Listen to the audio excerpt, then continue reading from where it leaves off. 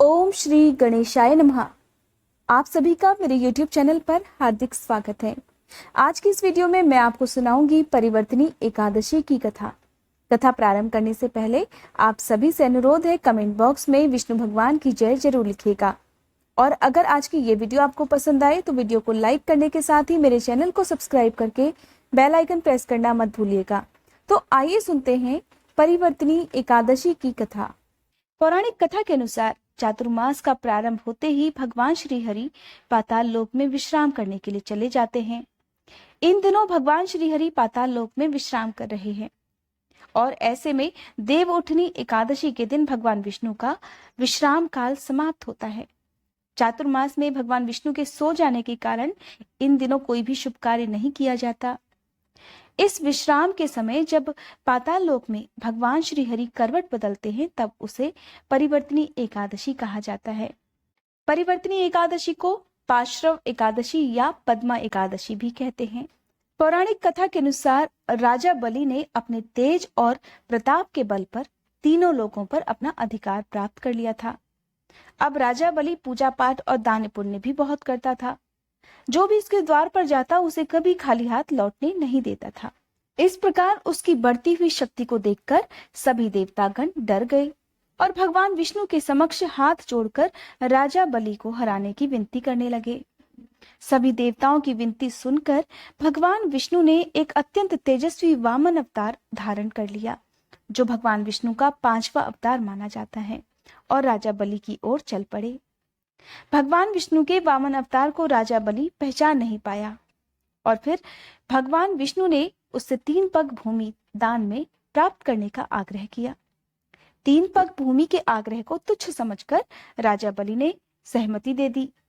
राजा बलि का संकल्प सुनकर भगवान विष्णु, जो कि वामन अवतार रूप धारण किए हुए थे, अपने त्रिविक्रम रूप को बढ़ाने लगे।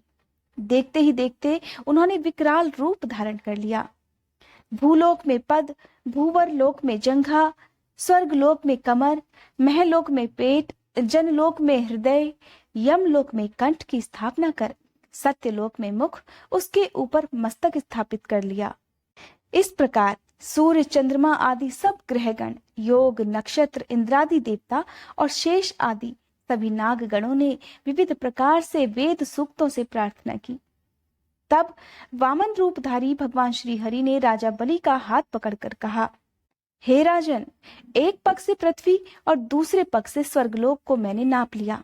अब बताओ मैं अपना तीसरा पग कहाँ रखूं?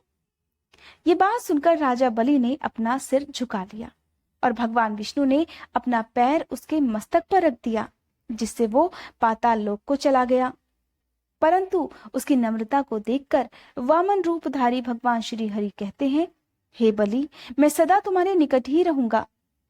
विरोचन पुत्र बलि से कहने पर भाद्रपद शुक्ल एकादशी के दिन बलि के आश्रम पर भगवान विष्णु की मूर्ति की स्थापना की गई।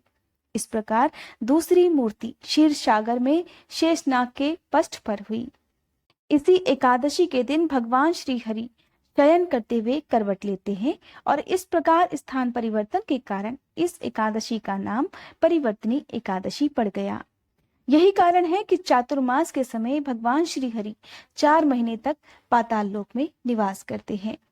ऐसे में अगर आपने अपने घर पर भी देवशयनी एकादशी के दिन भगवान विष्णु की मूर्ति को शयन कराया है, तब आज के दिन आपको उन्हें विधि पूर्वक करवट दिलानी चाहिए।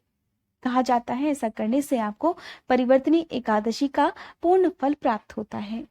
ये थी परिवर्तनी एकादशी की कथा। अगर आज की ये कथा आपको पसंद आई हो तो वीडियो को लाइक करके कमेंट बॉक्स में विष्णु भगवान की जय लिखने के साथ साथ मेरे चैनल को सब्सक्राइब करके बेल आइकन प्रेस करना मत भूलिएगा।